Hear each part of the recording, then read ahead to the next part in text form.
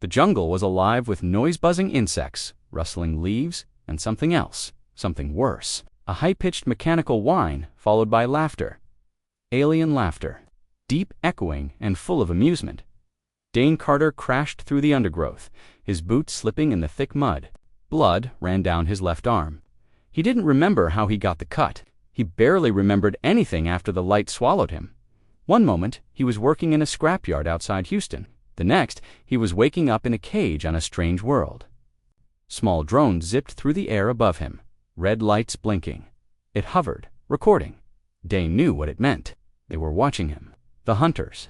He had seen one already tall, scaled, wearing armor made of bones and metal. Its face was hidden behind a curved mask with glowing blue eyes. It had laughed when it saw Dane run. Another blast shook the ground behind him, spraying dirt and fire. Into the air, he dove behind a thick root, his heart pounding. "This isn't a test," he whispered. "This is real." He had served 2 tours on Mars as a combat engineer. He'd seen death, but this was different. Back then, it was war, orders, strategy. Now, he was prey. He tried to remember everything he saw in the few moments after waking up. There were others humans, some crying, some screaming. They were taken through metal doors and never came back.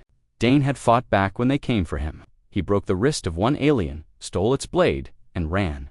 Now he was hunted. "Keep moving," he told himself. "Don't stop. Think like a soldier." He spotted a hill in the distance. If he reached higher, ground, maybe he could see a way out. He limped forward, careful to stay low. His muscles ached, his lungs burned. But he didn't stop as he climbed. He heard more laughter. Then, a strange voice in his ear. "Human subject 87 shows improved survival, increased pursuit level." Dane froze. The voice wasn't from inside his head. It was from the device around his neck, a collar one he hadn't noticed until now. It buzzed lightly, sending a tiny shock down his spine. He ripped at it, but it wouldn't budge. Damn it! More drones appeared, circling him. And then he heard footsteps, slow, heavy. He turned and saw one of them, a Zarkalian, tall, at least 9 feet, skin like silver stone, 4 arms, 2 holding weapons, its head tilted, curious, like it was looking at a puzzle, not a man. Dane raised the alien blade. "Come on, then." The Zarkalian laughed and stepped forward. Dane lunged, but the alien was fast. It knocked him aside like a toy. Pain exploded in his ribs. He hit the ground hard. "Subject shows aggression. Delightful," the voice said again. The alien raised its weapon, a strange needle-shaped launcher. Dane didn't wait. He threw a handful of mud into the alien's face and rolled behind a tree. The weapon fired, missing him by inches. He grabbed a broken branch and ran deeper into the jungle. The alien chased, roaring dot suddenly. The ground gave way beneath him. Dane fell into a pit, landing hard. Bones cracked under him, not his own, but old dry ones, human bones. He looked around in horror. Dozens of skeletons, all shapes and sizes. Some still wore clothes, military uniforms, faded and torn. A dog tag hung from a root nearby.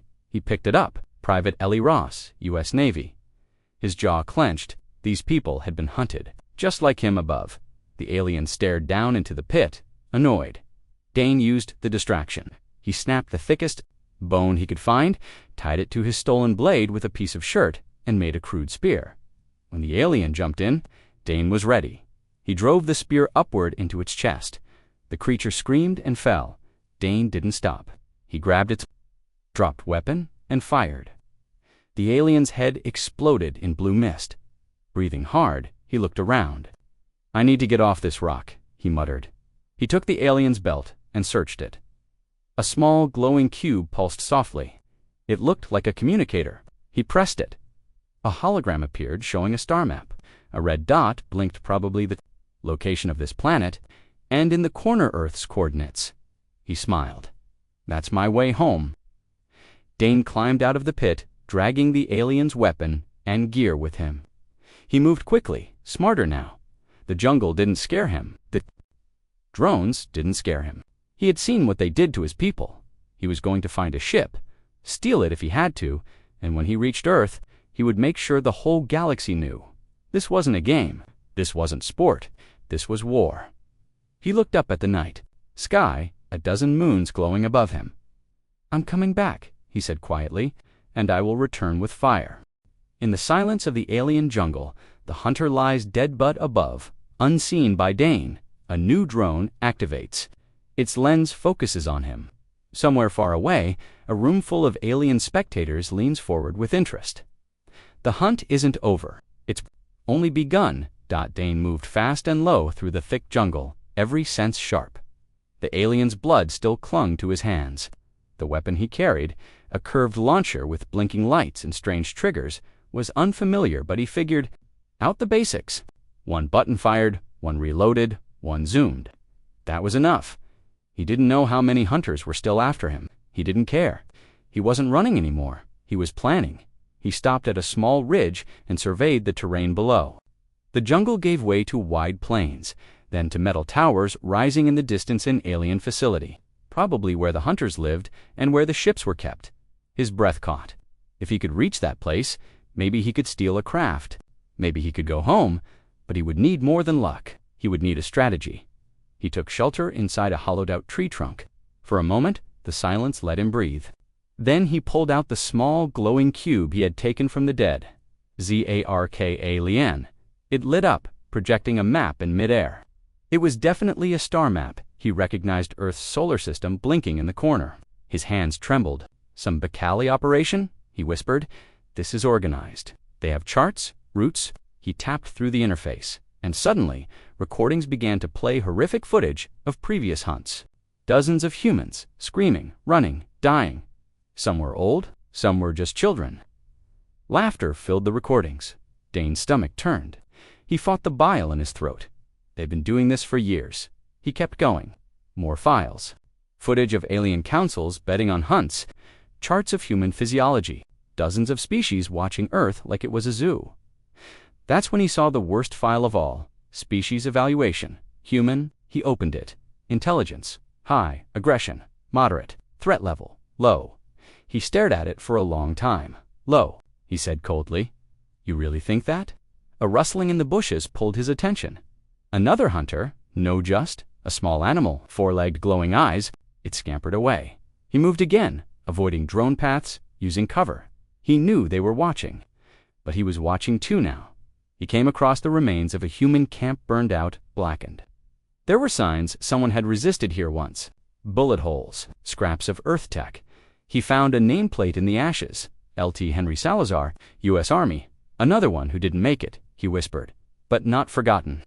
Then he saw something new, fresh tracks, not Zarkalian, humanoid. Barefoot, he followed them. Soon he found her hidden in a rock alcove, clutching a spear made of bone and metal. A human woman, dirty, bruised, but alive. She raised her weapon. "Stay back, easy." Dane held up his hands. "I'm human. Name's Dane. I escaped the arena." She didn't lower the spear. "How do I know you're not one of them?" "Wearing a skin?"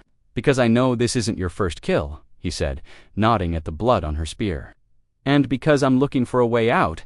She watched him for a moment longer, then slowly lowered the weapon.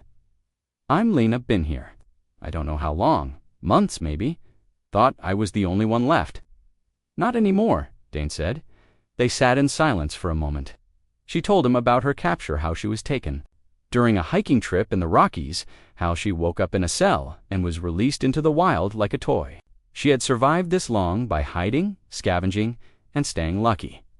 "No one escapes," she said. "They always catch up." "I plan to break that rule," Dane replied. He showed her the cube and the map. Her eyes widened. "That's a control. Key, I've seen guards use those." "I think I can use it to find a ship," Dane said. "We can get out, go back to Earth, and warn them." "You think Earth would believe this?" She asked. "They will if we bring proof." Together, they moved toward the facility. Dane guided them using the cube, avoiding sensor towers and drone cameras. They rested at night under thick vines, trading stories of the old world. "Earth is still the same?" Lena asked one night. Dane was quiet. "No, and after this, it never will be again." They reached the outer fence 2 days later. It was electric, but the control cube let Dane disable the nearest section. They slipped through. Inside, the place was strange, a blend of technology and savagery. metal walls with mounted trophies, human skulls, weapons from a dozen planets. Alien guards walked patrols. Dane and Lena crept through shadows, finding a hangar bay. Inside, 4 small ships, sleek and black. "This is it," Dane whispered. Lena scanned the area. "We need codes. To start them, I have this." Dane raised the cube. He tapped a sequence, and one of the ships powered up. Lights blinked. A platform lowered. Alarms sounded. "We've got maybe 90 seconds, Lena said, grabbing an alien rifle from the wall. Guards poured into the hangar. Dane ducked behind a console and returned fire with the stolen launcher. Explosions rocked the walls. Lena covered him, dropping to guards with perfect aim. "Go!" she shouted. They ran up the ramp and sealed the door. Dane slammed the controls. The ship shook as it lifted off. On the screen, they saw the facility be afire in chaos. Alien voices screamed over the comms.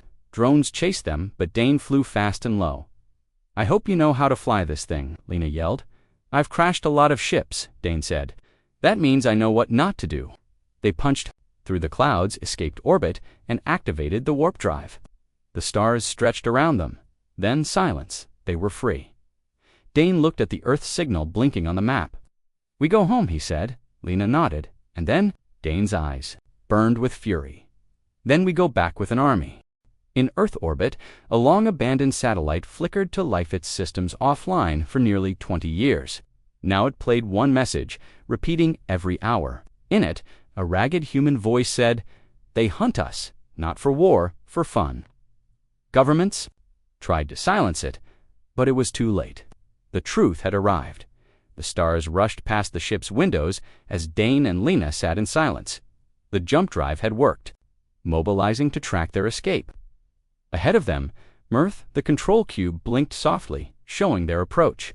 They were close now, just a few systems away from Sol. "How do we even contact them?" Lena asked, her voice quiet. "They'll see an alien ship and shoot us down." Dane turned to her. "One that listens." He tapped on the cube and zoomed in on Earth's orbit. Old satellites floated around the planet, relics from before the orbital cleanup treaties. Most were dead. It wasn't part of any military system, just an old relay tower that once carried deep space transmissions for the UN. "That one," he said, "I can piggyback a message through it if it works." "What if they intercept it and delete it?" said Bo. "We only need one person to hear it. One person who believes." As the ship exited faster than light, the Earth came into view, a blue sphere, surrounded by clouds, spinning slowly in the vast dark. Dane felt something twist in his chest. Home, after all the blood, the screams, the fire. Home, he angled the ship toward high orbit and kept them hidden in the satellite band. Held. Dane pulled cables from the console and linked them to the cube. "Give me just a few minutes," he muttered, working fast. Lena stood by the window, watching Earth grow larger. "It looks the same." Dane didn't answer. His fingers moved fast across the alien interface, translating data, unlocking protocols. The cube pulsed. "Got it," he whispered. "Recording now." He looked straight into the screen, face scarred and weary. "This is Dane Carter. If you're hearing this, I've escaped. I was taken like others, hunted by alien creatures for sport. This is real. I have proof. I'm not alone." He turned the cube toward Lena. She stepped forward. "My name is Lena Vasquez. I've been missing for nearly a year. I thought I was the last one left." Dane returned to the screen. "They call themselves Zarkalians. They don't negotiate. They don't warn. They kidnap us and drop us into death games. I've seen their arenas, their trophies. They've been doing this to humans for decades, maybe longer. Back, not to run, not to beg. We're coming back to fight." He ended the transmission and pressed send. The satellite's signal pulsed. A technician named Ray was doing routine checks when the console buzzed. Incoming relay, transmission source unknown. He nearly ignored it, but the words hunted, Zarkalians, human prey, caught his eye. He played it. His eyes widened. He copied the file and sent it to his supervisor. Within minutes, the entire observatory was locked down. Military trucks rolled in. Agents seized the equipment. Ray was detained, but it was too late. A copy of the file had already leaked. By morning, it was everywhere: forums, conspiracy sites, even leaked onto civilian news feeds. At first, officials called it a hoax, a well-produced sci-fi video. The people in the video, Lena and Dane, were real, both listed as missing. And then came the second message. Dane had set it on a timer. To the governments of Earth, you've ignored the disappearances, buried the patterns. You've called us crazy, but now we have proof. You are not alone in the stars, and not all aliens come in peace. That one caused panic. In Washington, D.C., the UN, Beijing, and other major powers, emergency meetings were held. The Global Defense Initiative, a secret alliance of Earth's military powers, was activated. In hidden underground bunkers, generals reviewed the footage. They escaped, they killed their hunters, and they've stolen alien tech. One officer said. Do we believe them? Another asked. Look at the weapons, the star map. Scans, that's not CGI. The room fell silent. Then the U.S. commander of orbital defense stood. I want two things immediately, she said. First, find that ship. Second, start preparing Project Retribution. What if it's a trap? A European admiral asked. Then we spring it, she replied. Meanwhile, risk landing on Earth, yet. But their message had reached more than just leaders. It reached the people. Families of the missing came forward.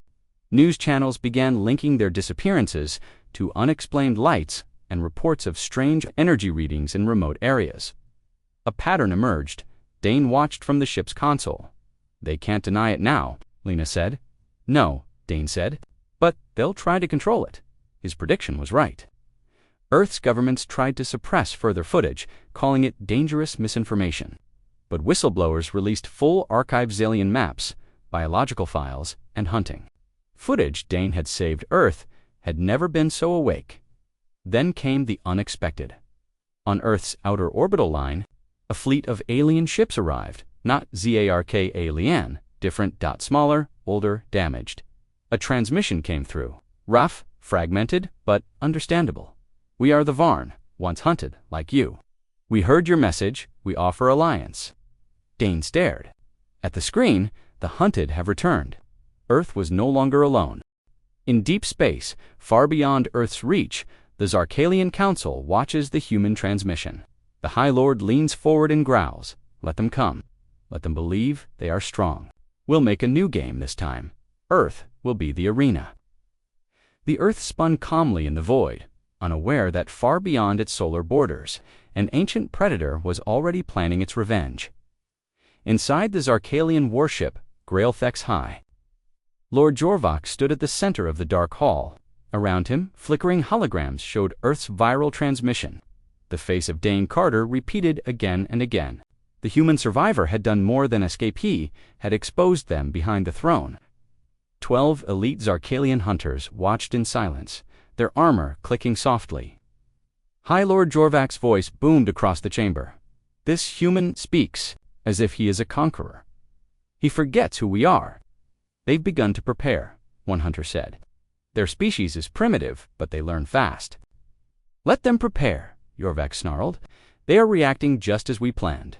Let them think they've found one of our hunt arenas. A smaller hologram appeared at a facility hidden inside an asteroid field. Real, but no longer in use. Empty, but it would be ready soon. Activate the arena, scatter remains. Let it look as if their people died screaming. Let it stir their rage. Let them come with fire. He smiled, cold and cruel. Earth itself. Back near Earth, the stolen alien ship floated above the moon. Dane Carter stood in the command bay, staring down at the planet below. Lena sat beside him, working the scanner array. Both looked warned, but there was fire in their eyes. Dane turned as a signal blinked. Another message from Earth. He opened. The line, a voice came through clear. Clipped, military. This is Admiral Keegan of the Global Defense Initiative. You are ordered to descend to Lunar Base Sigma. You will be met by Earth Command. No sudden moves, Dane chuckled. They don't waste time. Lena smirked. They think we're a threat. Or they want to be sure we aren't. They landed the ship on the moon's hidden base. Armed guards met them immediately. Weapons. Drawn, but no one fired. Inside the base, everything was sharp steel and pressure suits. Walls pulsed with new tech human-made, but inspired by alien designs. The military had been preparing behind the scenes for years. But now, it was all moving. Faster, they were escorted into a chamber with black glass walls. Around the table sat generals, scientists, intelligence chiefs, and one man Dane hadn't expected. Dr. Elias Runn. He had been the lead researcher on Earth's alien detection project, a program that was supposed to be retired. "Still alive," Dane said. "Barely," Runn replied. "Thanks to your message," Admiral Keegan stood. "We've confirmed your intel. The Zarkalians are real. Your footage matches unknown biosignatures collected near Titan 5 years ago." She pressed a button. A transmission just leaked coordinates from a Zarkalian channel. Dane's brow furrowed. Why would they leak that? Lena leaned forward. "It's a trap." Keegan nodded slowly. "Most likely, but it's also a chance." Dr. Runn added, "We can't confirm if humans are still there, but if they are, we have to try." Dane stood. "I'll go." Lena looked at him, surprised. "Are you sure?" Dane's voice was calm. "I promised we'd come back. Not just to survive, but to fight." Admiral Keegan nodded. "We'll send a recon fleet. You'll go with them." 1 week later, in a hidden orbit over Mars, Earth's first interstellar strike force launched 5 stealth warships, armed with hybrid technology laser cannons, kinetic railguns, and something new, something secret. A prototype weapon called Hammerstorm. The mission: investigate the Hunt Arena, rescue any survivors, destroy the facility if needed. Dane and Lena joined the fleet aboard the EHS Revenant, a sleek black ship outfitted with stolen Zarkalian shields and Earth-built weapons.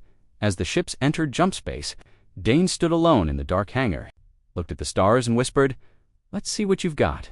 The Zarkalians were already watching. Dozens of their stealth drones floated in the region of space near the arena, hidden behind asteroids, invisible to human scanners. When Earth's fleet dropped out of warp, the drones blinked to life. Waiting the Hunt Arena appeared before the fleet, a massive asteroid carved with alien towers and blood-stained walls. Human bones were scattered across its surface. "God," one pilot whispered. They weren't lying. Admiral Keegan's voice echoed through the fleet. "Deploy ground team, begin scans." Dane, Lena, and 10 soldiers descended in dropships. They landed near the largest building. The moment their boots touched the surface, the walls flickered. Motion sensors, then voices. Alien laughter. Weapons charging. "It's a trap," Dane shouted. From the far rocks, hidden Zarkalian ships, uncloaked, massive, jagged, and bristling with weapons. Dozens of them, they surrounded Earth's fleet in orbit. Alarms blared aboard the Revenant.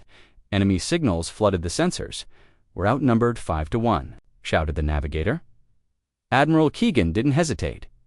"Activate Hammerstorm." A pulse echoed from the lead Earth ship. Energy gathered in the bow of the vessel, a glowing storm of blue-white lightning. The weapon fired. One of the Zarkalian cruisers exploded in a flash, breaking apart like glass. Cheers erupted across Earth's ships. But the Zarkalians didn't retreat. They laughed and charged. On the surface, Dane and Lena fought side by side, firing alien rifles, dodging blasts. Explosions shook the ground. One soldier fell beside them. Another vanished in a red flash. Dane gritted his teeth. "We need to blow the whole place now." He threw a satchel of explosives into the central tower. Lena triggered the fuse. A roar echoed across the asteroid as the structure collapsed, flames bursting into the skies' void. Above, Earth's fleet retreated toward the edge of the system. One ship was lost. Another was damaged. But the Zarkalians didn't follow. Instead, they transmitted a message across all frequencies. "We have seen your anger. We have felt your claws. And now, we will come for your home. Your world will scream as ours once did." Dane watched the message replay.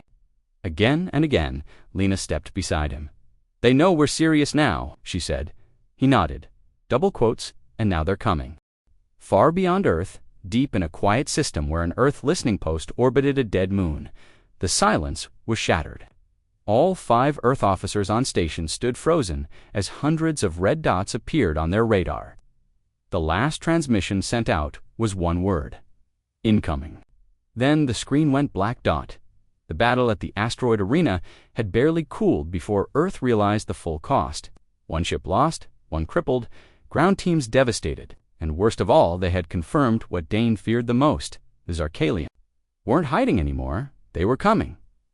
Back on Earth, alarms across the orbital defense grid rang day and night. Governments issued vague public warnings, solar system breach drills. They called them BUT behind the scenes. Panic set in bunkers beneath Washington, London, Beijing, and Islamabad. Earth's leaders gathered. They broadcast that message to every listening race in the galaxy, Admiral Keegan said. They want us to know we're next. They want to scare us, said General Voss from Germany. Shake us, make us weak before the strike. Dr. Runn stepped forward. It's not just about fear. This is theater for them, a performance. Every move they make is a message. Admiral Keegan pulled up a galactic map. A red dot blinked on the far edge of the solar system. Outpost Vega-9. It was a tiny space station orbiting the ice moon Drelta, equipped with sensors, early warning systems, and communication relays. A listening post, silent, small, and vital. Red dot had just gone dark. We've lost contact, Keegan said. They struck at that same moment on the remains of the orbital base above Drelta. Fire and bodies drifted in space. What was once a peaceful observatory had become a graveyard. Zarkalian warships hovered nearby, scanning wreckage for survivors. They weren't looking for prisoners. They were sending a message. On the deck of the command vessel Vorex Fang, a new Zarkalian commander stood Commander Sorak, a cruel tactician known among his kind for perfect hunts. He held up a piece of human armor torn from a corpse and sneered. Let this drift, he ordered. Let them find it. Let them know their sky belongs to us now. The Zarkalian fleet turned and vanished into warp space. Hours later, a recon drone from Earth arrived and sent back footage. Dane, watching from the EHS Revenant, stared at the video in silence. The wreckage of Outpost VEGA-9 floated like a tomb in the void. Burned uniforms, shredded hulls, blood frozen in zero gravity. They weren't prepared, Lena said beside him.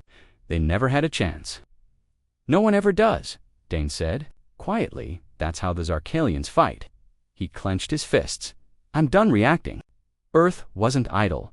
In the Arctic Circle, deep beneath the frost, a long-buried facility known as Black Deep came online. It was home to Earth's most dangerous experiment project, Hammerstorm.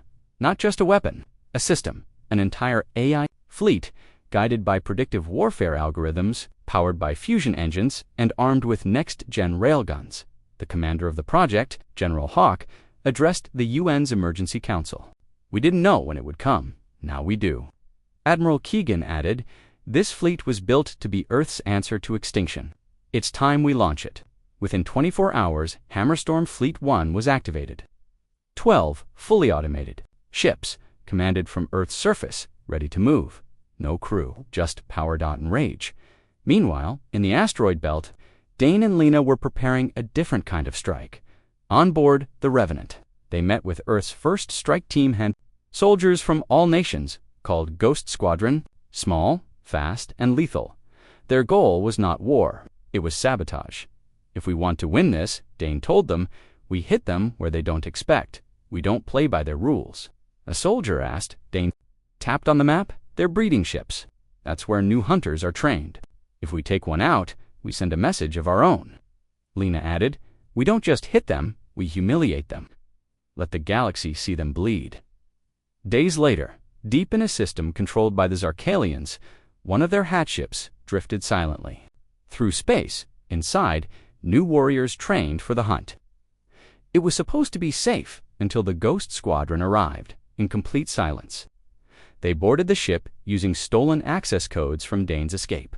They planted explosives, disabled life support, and left a final message written across the main hallway in red earth paint. We remember your hunts. Now you will remember ours. When the ship exploded, fragments were flung into nearby systems.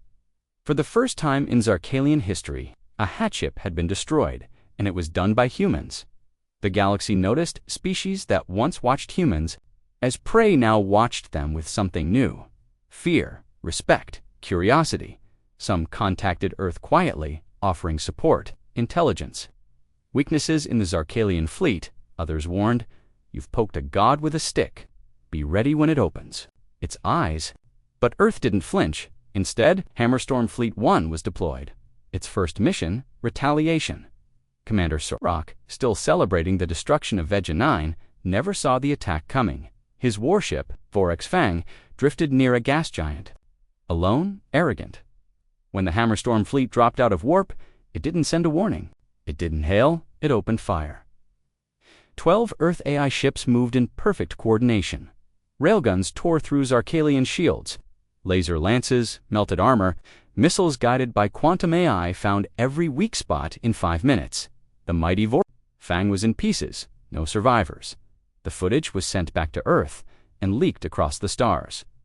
This time, the message was clear. Earth is not prey. In the shadows of the Zarkalian homeworld, High Lord Jorvac watched the destruction of Sorek's ship with narrowed eyes. The humans had struck back, and they had done it well. But instead of anger, he smiled. "Good," he whispered. "Let them strike, let them kill." Now the game begins for real. Set course for Earth. The hunt is now the war. In a dead star system far from Earth, 3 Zarkalian warships coasted silently. Their engines had been fried. Their crews were gone. No blast marks, no survivors. Just one phrase etched into every scorched control panel in human language. Hunted us in the dark. Now we live there, deep beneath the sands of the Nevada desert, in a facility erased from all maps and records. Earth's answer to Zarkalian domination was being born. The world knew about the Hammerstorm fleet now. It was big, loud, and powerful. But something else was being built in total silence. Something darker, smarter, Project Umbra. It wasn't a fleet, it was a Phantom Armada small, stealth-class ships, operated by elite human crews trained in infiltration, hacking, sabotage, and asymmetrical warfare. Where Hammerstorm brought thunder, Umbra brought silence and death. Dane Carter stood in the center of Umbra Command as final prep began for the launch. Holographic displays buzzed around him, showing target locations deep in Zarkalian space. Beside him, Lena reviewed pilot dossiers. "We're not choosing warriors this time," she said. "We're choosing ghosts." "Good," Dane replied, "because we're not going to fight their war. We're going to haunt it." The Umbra fleet launched from Earth under blackout conditions. No lights, no comms. Each vessel coated in adaptive plating that bent light around its hull. From a distance, they were invisible, even to Zarkalian sensors. Their mission: infiltrate Zarkalian systems, disrupt their supply chains, and spread terror from within. The humans had learned from their enemy and, now, they would strike using the same playbook. Their first target, Zarkal Prime's Relay Hub, hidden in orbit around a red dwarf star and guarded by defense drones and automated patrols. The relay was key to Zarkalian war coordination. Shutting it down wouldn't just be symbolic, it would cripple their communications across sectors. Commander Elias Dren, a former Deep Space Marine and now the lead pilot of Umbra 1, studied the relay's rotating patrols. Every 17 minutes, there was a 42-second window when the station's main sensor array shifted. Just enough time, his voice was steady, cloaks active. Drift approach. Umbra 1 coasted in with no engine burn, silently aligning with the station. Then, a rapid boarding burst Moglumps locked onto the relay, and the crew breached. Inside. The Zarkalian operators never saw them coming. Stun rounds, silent blades, neural inhibitors. Within 5 minutes, the station was theirs. Dren's team uploaded a virus designed by Earth's best AI coders. Not only did it crash the entire relay network, it rewrote portions of Zarkalian command messages to sow confusion across entire fleets before they left. Dren recorded a short message. "Don't look for us. You taught us to vanish." Then they blew the station skyward and vanished into the stars. Back on the Zarkalian homeworld, High Lord Jorvac watched the chaos spread like wildfire. Command's supply ships flying into enemy-controlled space, fleets being redirected to empty coordinates. "What is this?" one commander hissed. "Sabotage. Spies," Jorvac knew. "No," he said coldly. "This is evolution. The prey has grown teeth." He slammed a fist onto the control dais. "Activate the Blood Watch. Find the humans. Root them out." The Blood Watch was Zarkalia's deadliest intelligence, branch assassins, spies, and hunters who tracked threats across systems. They were feared even by their own kind, but they had never hunted humans, not these humans. Back on the Umbra ships, mission after mission followed. Umbra 2 disabled a Zarkalian resource refinery, crashing a moon's entire power grid. Umbra 4 uploaded forged orders that redirected 3 Zarkalian destroyers to fire on one of their own space stations. Umbra 6 kidnapped a high-ranking war engineer and vanished before alarms could even sound. Each operation was fast, surgical, and terrifying, and always each scene left behind a human message, sometimes carved into metal, sometimes sent as distorted echoes across the radio waves. We are your shadow. Your screams fed your empire. Ours will collapse. You thought we were weak. Now you pray in silence. The psychological damage was worse than the material. Entire Zarkalian fleets became paranoid, turning on their own. Commanders began issuing death orders for the smallest failures. The great predator race had become the hunted. Meanwhile, Earth took advantage of the distraction. Dr. Wren, operating from a lunar lab, launched Project Harbinger, a network of long-range recon satellites capable of deep space scans and real-time feedback on Zarkalian movements. What they found stunned Earth's top brass dot at the edge of a collapsed star system called Varuth's Maw. The Zarkalians were building something massive. It's not a fleet, Lena said as the image cleared. It's a gate, a megastructure stretching between 2 black holes, powerful enough to create artificial wormholes. Dane studied the data. They're not just coming for us. They want to bring their entire empire to our doorstep. Keegan nodded. If they open that gate near Earth, we're finished. Earth knew what it had to do. The mission was simple. Destroy the gate before it activated. But this wasn't a job for Hammerstorm. This was Umbra's moment. Dane, Lena, Commander Dren, and a small team were deployed aboard Umbra 0, the flagship of the Shadow Fleet. Unlike the others, this vessel was experimental, armed with a black matter cannon capable of collapsing artificial gravity fields. As they entered the Varuth system, they saw it with their own eyes. The gate stretched across space like a silver web between stars, drawing power from gravity itself. It's almost finished, Lena whispered. No time to wait, Dane said. We end this now. They cloaked and approached. Dozens of Zarkalian workers and engineers moved across the scaffolding. A patrol cruiser circled the site but never saw the Umbra ship. Dren led the infiltration. Explosives were planted along the support rings. Dane and Lena hacked the core. It was already powering up. 5 minutes to activation. We don't have long. Suddenly, the alarm blared. Zarkalian patrols opened fire. Red tracer beams streaked across space. One hit the Umbra ship, damaging its stealth plating. Dren shouted, "Blow it now." No, Dane barked. Wait. We overload the core. Use their own power to tear the gate apart. Lena nodded and rerouted the reactor output into the artificial gravity wells. The structure began to vibrate, energy cracking through its rings. The Zarkalians tried to shut it down. Too late. The wormhole collapsed in on itself, dragging the gate structure into a churning storm of fire and metal. The detonation was so powerful that a shockwave knocked the Umbra ship tumbling through space. They barely escaped as the ship stabilized. Lena looked back. Nothing remained of the Zarkalian gate. Dane whispered, "Let that be our answer."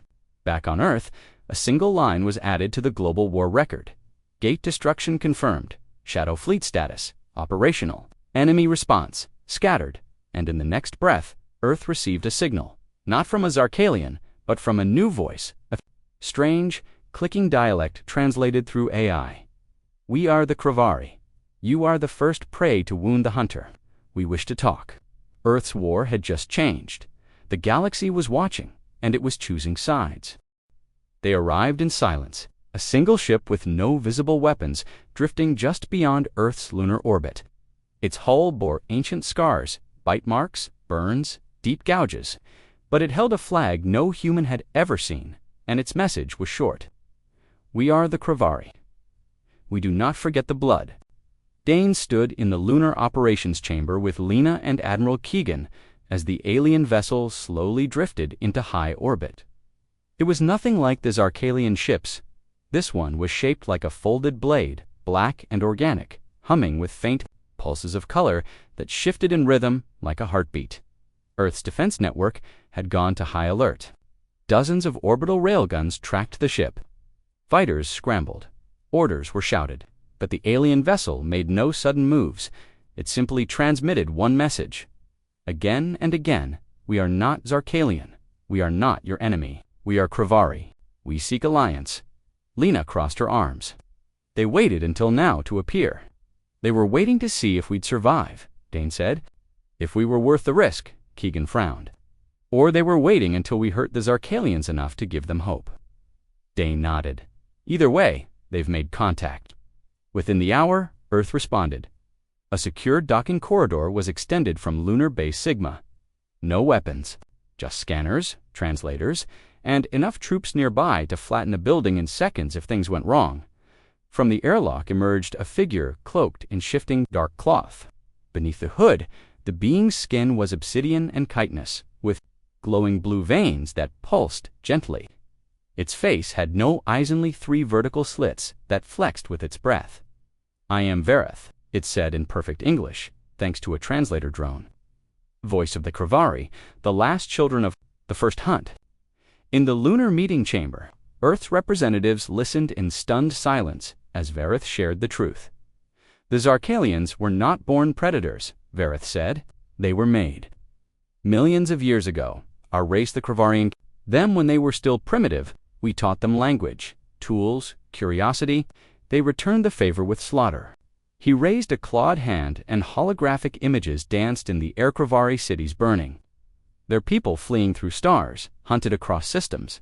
They evolved faster than we predicted, their minds twisted by war and ritual. We became prey, and they perfected the hunt. Keegan leaned forward. "Why come to us now?" Verith turned his eyeless face toward her. "Because you did the impossible. You survived. You wounded them. You taught them fear. That makes you different from every other species they hunted." Dane asked the question on everyone's mind. "You want an alliance? We want revenge." In the days that followed, Earth and the Kravari began secret talks. They met on the lunar surface in closed domes where no signals could leak. The Kravari provided Earth with a gift of vast archive of knowledge, schematics of Zarkalian vessels, their fleet paths, weak points, and their shields, records of ancient ambushes and betrayals. Data thought lost to time. Dr. Runn called it a 1,000-year head start. But the Kravari weren't just giving, they were asking, "We want to strike at the Zaranakai vaults," Verith said, "the central memory banks of their empire. Every hunt is recorded there, every trophy, every lie they told their people." "Why that target?" Lena asked. "Because if we destroy their legacy, we destroy their pride. Without pride, their empire crumbles." Dane looked at Keegan. "I say we do it." So did she. The mission was formed. Operation ASHFALL. It would require a combined task force of Earth's Umbra fleet and Kravari stealth vessels. The Zaranakai vaults were located on a massive data ring orbiting Zarkal's second moon, protected by orbital guns, 3 defense fleets, and a planetary radar array. No one had ever breached it. No one had ever tried, until now, a week later. Aboard Umbra, Dane and Lena suited up alongside Commander Dren and Kravari operatives in sleek, multi-jointed armor that shimmered like liquid dot as the ship entered jump space with 6 others. The Kravari ship Soroswing joined them. Verith himself would oversee the operation. Their plan was simple in theory, insane in practice. Step 1, Dren's team would disable the outer radar web. Step 2, Kravari hackers would overload the station's shield harmonics. Step 3, Dane and Lena would lead the insertion team into the vault's core. Step 4, trigger the collapse of the vault's data cores. Wiping millennia of Zarkalian records, everything had to happen in 8 minutes or less, or they'd be vaporized when they emerged from jump. Silence followed. Zarkal's second moon loomed in the distant silver. Cold and deadly, the data ring glowed with soft blue light, rotating slowly. Warships flanked it like sentinels. Umbra-0 drifted in undercloak, hiding among Metro's ROIDs. Then came the signal, begin. Dren's team flew on glider drones, bypassing sensor satellites and hardwiring them with false data loops. At the same time, the Kravari launched interference bursts, mimicking solar flare activity. One by one, the shields blinked off for 3 seconds each, just long enough. Dane and Lena's insertion pod launched. They rocketed toward the vault, riding fire. Inside the ring, everything was mechanical. Beauty rotating archives, automated. Drones, towers of crystalline data, etched with the faces of hunted species. It was a temple to genocide, Lena whispered. This is where they worship themselves. They reached the core, planted charges, and began uploading a virus written by Earth's brightest minds and Kravari. AI. The data glitched, faded. Cracked dot alarms. Finally triggered, Zarkalian guards descended in waves. V.A. Reth joined the fray, moving like shadow and wind. His blades sang. Dren's team fought on the outside, holding off enemy shuttles. Dane triggered the last charge. It's done. They raced to the exfil point, leaping through void space tunnels toward the evac shuttle. The vault exploded behind them, a starburst of ancient lies going dark. Back on Earth, as news of the vault's destruction spread across the stars, something unexpected happened. Zarkalian soldiers, once feared hunters, began to defect. Whole ships went silent. Their younger commanders questioned orders. Without the vault, their myth began to collapse. The legend of the unbeatable hunter had died. In response, High Lord Jorvac unleashed a final command. A message sent to every corner of the Empire. The humans have poisoned the stars. We will burn their sky. Earth will bleed. The main fleet began to move. Tens of thousands of warships, one destination, Earth. At the edge of the Sol system, hidden sensors lit up red one by one. Then all at once, thousands of hostile contacts were approaching. Not stealth vessels, not small fleets, but the full power of the Zarkalian war machine. Earth's worst fear had come true. The stars were blackening, not from night, but from the enemy. The war room beneath Mount Kosciuszko, now Earth's unified planetary defense command, went silent as the projection came into full view. Admiral Keegan stared at the hologram with clenched fists. The Zarkalian fleet stretched across the void like a wall of death, over 50,000 warships, dozens of dreadnought-class vessels, and titanic constructs shaped like living beasts. They were no longer hiding. This was open annihilation. They're bringing everything, Keegan whispered. General Voss responded grimly. They're not coming to fight. They're coming to end us. In orbit, Hammerstorm Fleet 1 and 2 were repositioned into defensive wedges. While Earth's planetary shields came online across the globe, massive towers built in silence over decades, powered by geothermal and fusion energy. The time for shadows was over. Every satellite, space station, and orbital defense platform was activated. But still, it wasn't enough. Down in the lunar base, Dane, Lena, Bareth stood with Ghost Squadron and the remaining Umbra operatives. Their last strike had worked. The vault was gone. The Zarkalians were bleeding pride. But now, Earth would pay the price. We weakened them, Dane said. But we didn't break them. Vareth's voice was cold. Their fleet is larger than we imagined, but scattered. Aggression makes them overconfident. That is their flaw. They think we'll panic, Lena added. They think we'll beg. Dane shook his head. Then we'll make them regret thinking. The Kravari, having fought the Zarkalians for millennia, offered Earth one final gift. The Voicebreaker Protocol, a subspace disruption algorithm designed to fragment command signals and cause fleet-wide confusion. If Earth could plant enough signal beacons across the Zarkalian fleet during battle, their entire force could break into chaos. They will turn on each other, Vareth explained. Their discipline collapses without the voice. It was a long shot, but Earth had no other choice. Operation Sci-Fi was launched. The battle began in silence. The first wave of Zarkalian destroyers entered. Sol's outer edge, Earth's mining colony on Pluto, was vaporized in seconds. The Saturn relay network was fried. Mars defense satellites fought valiantly, but were overrun. Still, the Zarkalians didn't slow down. They moved with monstrous confidence, ignoring small losses, assuming nothing could stop them. Then, Hammerstorm fired.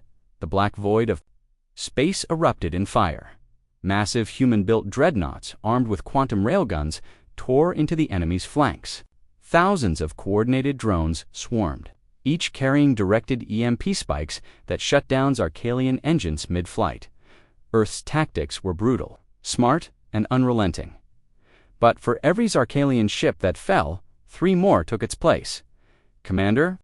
Dren's Umbra units began launching the Voicebreaker beacon, small, cloaked drones equipped with the alien algorithm. They darted into the heart of the enemy swarm, and then, slowly, it began to work in the center of the Zarkalian fleet. Command ships began receiving conflicting orders. Hold position, advance, retreat, destroy Earth, conserve forces. The Voicebreaker scrambled it all. Zarka Lian, subcommanders, turned on one another. Entire wings broke formation. Dreadnoughts slammed into one another in confusion. From the chaos, a new opportunity emerged.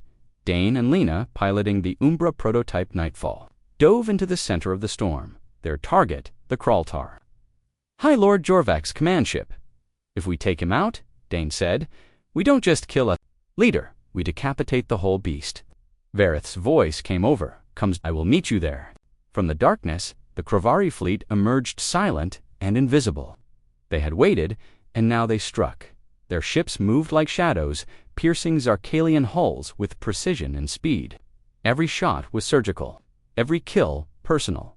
Back aboard, the Kraltar Jorvak watched his perfect invasion crumble. "This ...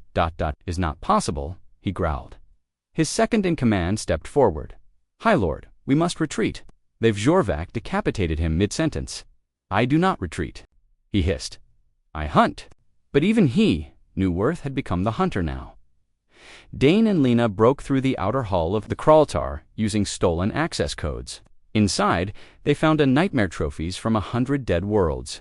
Human bones mounted beside other unknown species. Lena's stomach turned. "We end this now." Jorvak met them in the center chamber, 10 feet tall, clad in obsidian armor, his claws dripping with molten metal. "You are clever, prey," he said, "but still prey." Dane didn't respond. He fired.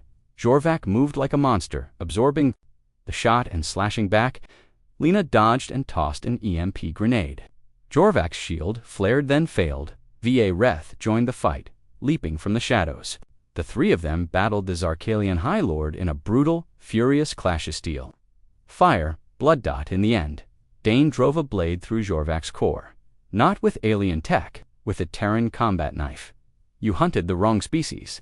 Jorvak gasped his last, eyes wide in disbelief. The moment Jorvak died, the Kraltar's signals fell silent all across the Zarkalian fleet. Ships stopped, confused, disoriented. More began to turn on each other, now truly leaderless Earths. Fleets moved in hammerstorms, full power erupting. Saturn's defense line came online. Mars launched a surprise strike from underground silos.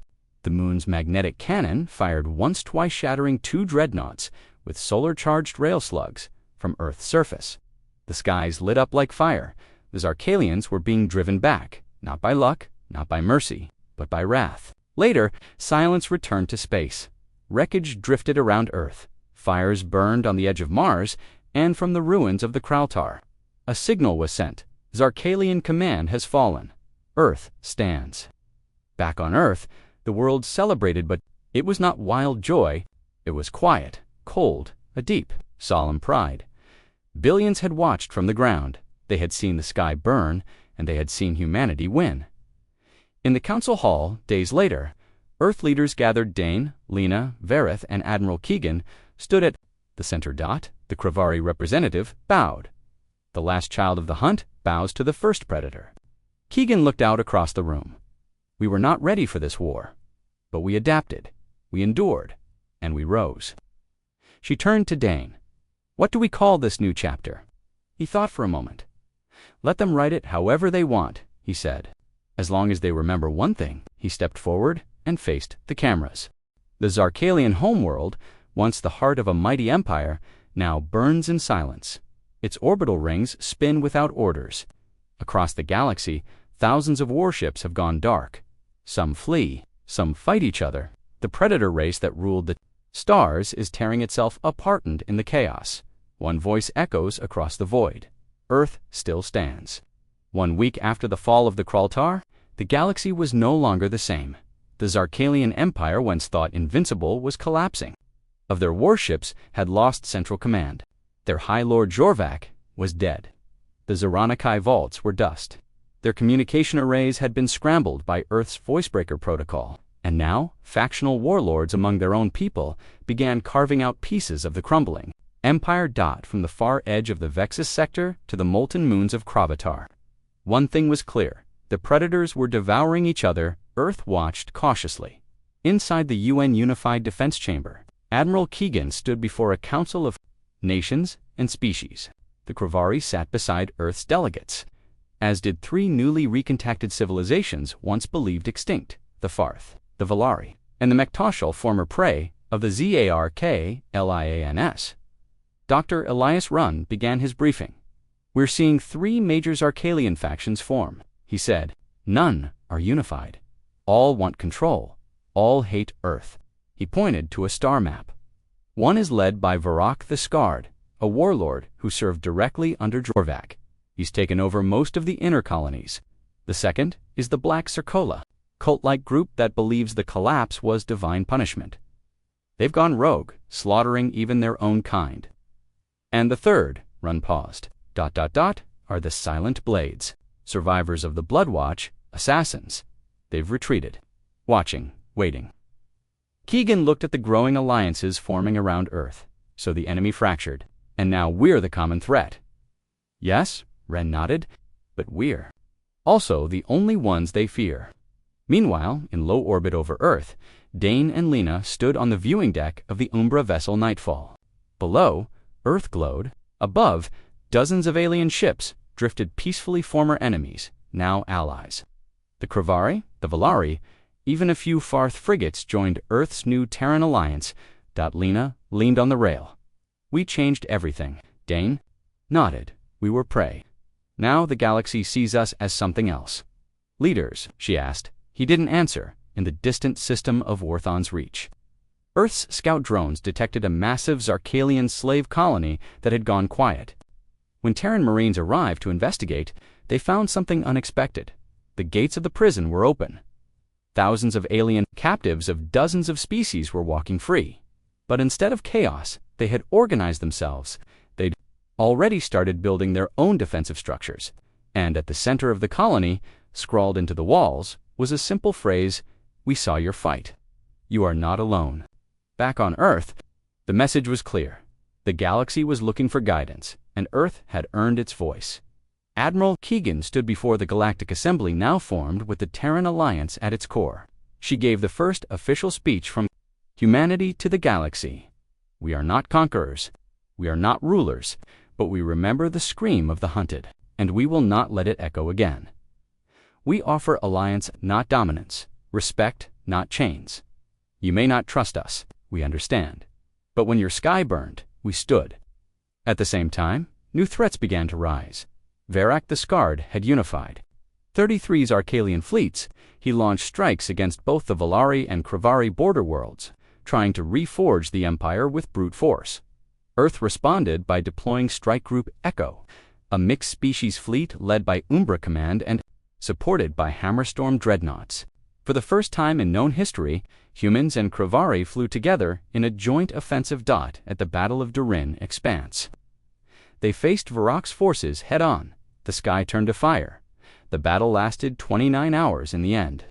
Earth's tactics, combined with Kravari's stealth strikes, forced Varrock to retreat. But the cost was high. 2 Hammerstorm ships lost over 300 Terran and Valari lives. Back on Earth, funerals were held under a sky filled with the banners of 10 different worlds. One by one, alien ambassadors laid wreaths beneath Earth's memorial flame. "We are not prey anymore," Varrock said, "because of you." Meanwhile, hidden in the ashes of the old Zarkalian core worlds, the Silent Blades prepared for their own war. These were not generals, they were ghosts.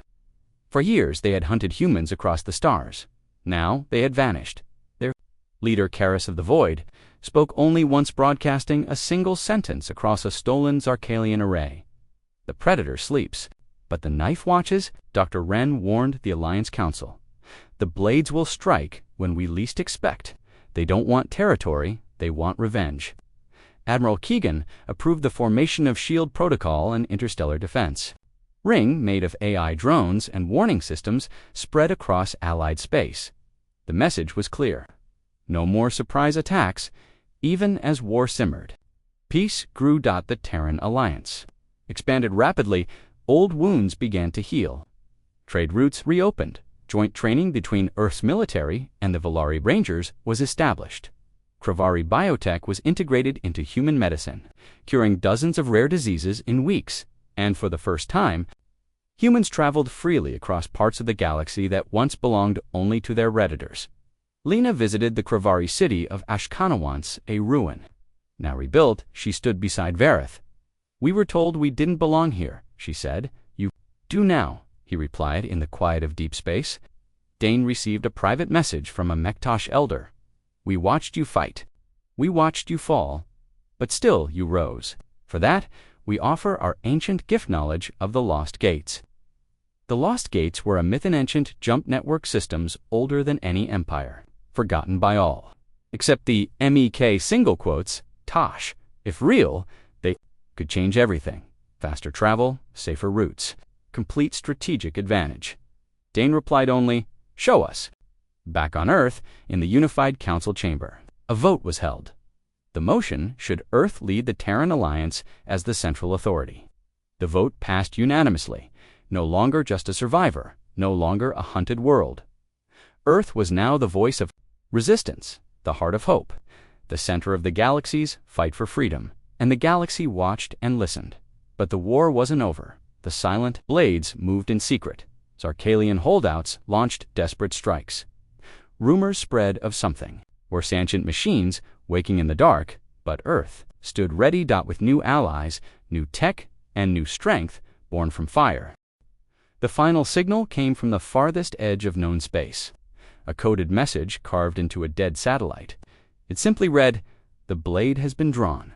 The last hunt begins." Earth's enemies had scattered. Its allies stood united. But one final threat remains. The war wasn't over. It was about to end.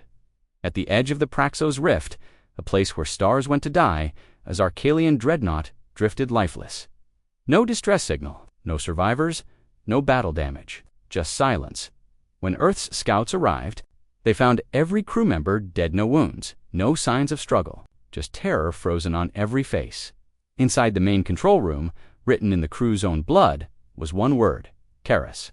Back on Earth, alarms rang across the Terran Alliance. The silent blades had made their move. But this wasn't a strike. This was a declaration. Dr. Runn stood before the Alliance, High Command with data captured from the ruined ship. They've reawakened something ancient, something buried under the Zarkalian homeworld. It's not just assassins anymore. It's a weapon. Lena leaned forward. "What kind of weapon?" Runn's voice dropped. "Not built, grown. Something even the Zarkalians feared." Vareth's eyes narrowed. The death mind was no myth. It was a biological AI part machine, part living code. A self-replicating war construct designed during the Zarkalian conquest to end rebellions before they began. But they had buried it, afraid of what it might become. Now the Silent Blades had released it. Their message was clear. If Jorvak's empire cannot rule, then no one will. Earth had one chance. The Death Mine had been activated beneath the dead crust of Zarkal Prime, the Zarkalian homeworld. They had to strike before it grew. If it reached full power, it could spread like a virus corrupting AI ships, even mines. Operation Black Starfall was launched, the largest multi-species fleet ever formed, assembled in orbit. Around Saturn's moon, tightened hundreds of ships from across the Terran Alliance, including human dreadnoughts, Kravari stealth wings, Valari siege destroyers, and even Mektosh ancient cruisers. Dane, Lena Vareth, and Admiral Keegan stood together in the command chamber aboard the Taz Vindicator. Earth's new flagship, "We're not just fighting for Earth anymore," Keegan said. "We're fighting for what's left of the galaxy." As they jumped into Zarkal Prime system, the planet loomed like a corpse, its crust broken, its core pulsing with unnatural light. Above it floated the Deathmind hive, a twisted mesh of metal and flesh, slowly unfolding in orbit like a spider wrapping its prey. and surrounding it dozens of blade-controlled warships, already infected. The final battle had begun. The first wave was pure chaos. The Deathmind spread signal bursts that corrupted AI on contact. Human ships shut down. Kravari stealth vessels turned rogue. Drones tore each other apart. Lena activated the Nullnet Earth's countermeasure mesh of human brain interface pilots, overriding corrupted systems. The tide turned. Dane led a strike team aboard a hybrid Umbracavari assault craft straight into the hive. Inside, it was like descending into a nightmare. Walls moved, whispers filled their minds. 1,000 voices speaking at once. You are all prey. You are data. You are next. Vareth and Lena fought side by side, carving a path toward the core. Dane reached the control node, a pulsing sphere of memories, faces, screams. He placed the final charge. The Deathmind reached out to him. Human, you are not free. You are the latest virus. We are the cure. Dane responded with one word. Wrong. He detonated the core. Outside, the Deathmind hive buckled. Infected ships broke apart. A wave of blue energy surged across the battlefield. The Deathmind died, screaming in every frequency. Then silence. True silence. The war was over. Back on Earth, the stars were calm. In the rebuilt United Council chamber, leaders of dozens of species met not as enemies, but as equals. Earth had done more than survive. It had changed the galaxy. Admiral Keegan stepped down as wartime commander and handed leadership to the newly elected Galactic Accord Council, with Earth as a founding pillar. The Kravari returned to their homeworld for the first time in 10,000 years. The Valari opened their sky cities to all. The Farth sent a gift to Earth, an ancient world's Eid, capable of restoring barren planets. And the Mektosh, mysterious to the end, said only, "The stars remember. Earth is now among them." Dane and Lena stood on Earth's surface once more. The sky was clear. Children played near the monument to the fallen. Ships soared overhead, peaceful for the first time in generations. Lena smiled. We didn't win by being the strongest. No, Dane said. We won because we remembered who we were. She looked at him. What now? He turned toward the stars. Now, we lead. Final message broadcast across the galaxy. They hunted humans for sport. They called us weak. They pushed us too far. Now we rise not as prey, not as conquerors, but as the guardians of the hunted and the voice of the free. We are Earth, and we are ascendant. END.